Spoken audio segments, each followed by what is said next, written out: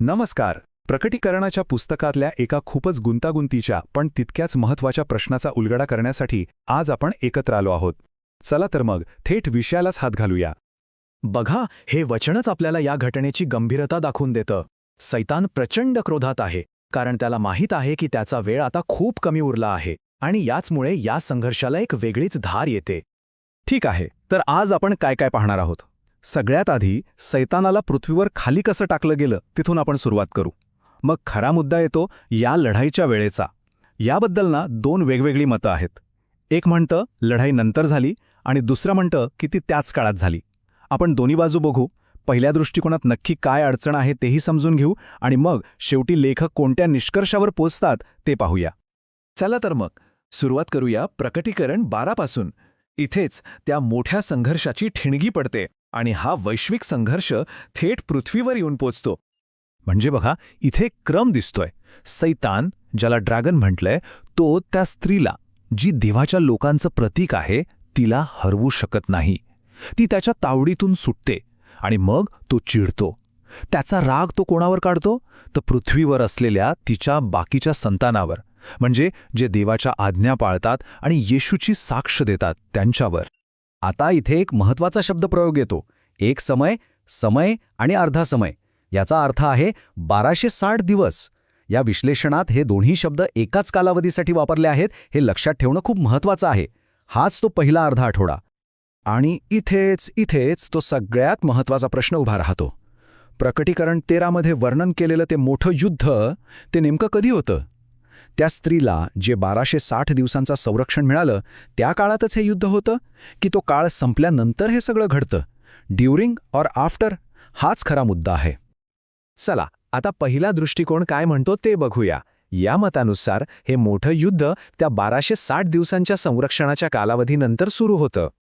तर या पहिल्या मतानुसार घटनाक्रम अगदी सरळ आहे. आधी येतात 1260 दिवसांचा संरक्षणाचा काळ.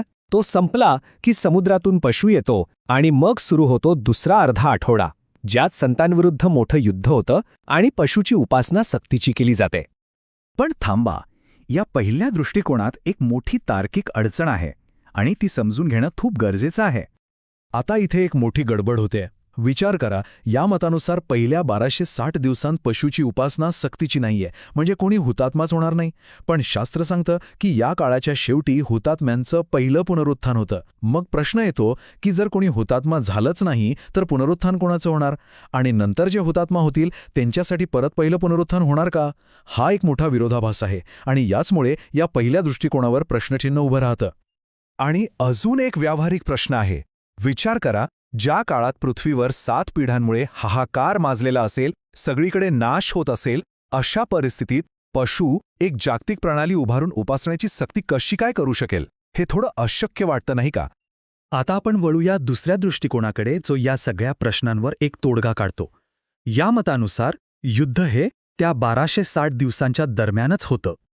तर या दुसऱ्या मतानुसार प्रकटीकरण 13 हे 12व्या अध्यायानंतरची घटना नाहीये. उलट ते त्याच 1260 दिवसांच्या काळात काय घडतं याचा अधिक तपशीलवार खुलासा आहे. म्हणजे पशु सुरुवातीलाच येतो, उपासना सक्तीची करतो आणि संत त्याच काळात हुतात्मा होतात, जेणेकरून पहिल्या पुनरुत्थानाच्या वेळी ते तयार असतील. हा तक्ता बघितल्यावर सगळं चित्र एकदम स्पष्ट होतं. दृष्टिकोन 1 आणि 2 यातला फरक बघा. वेळ, पशुचं आगमन, संतांचं हौतात्म्य सगळंच वेगळं आहे.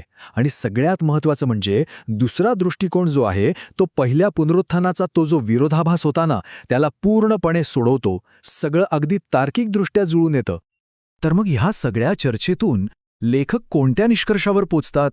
ते एक अतिशय सुसंगत आणि स्पष्ट समयरेखा आपल्या समोर मांडतात. लेखकाच्या मते समयरेखा अशी आहे.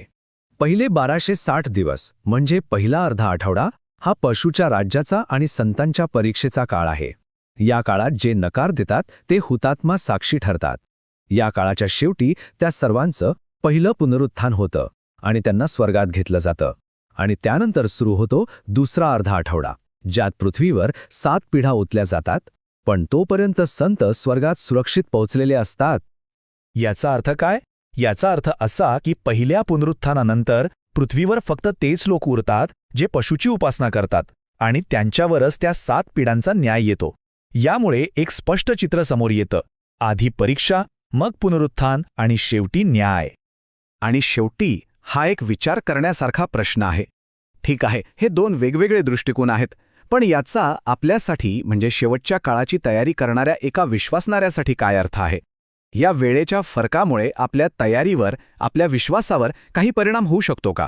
हा विचार प्रत्येकाने नक्कीच करायला हवा.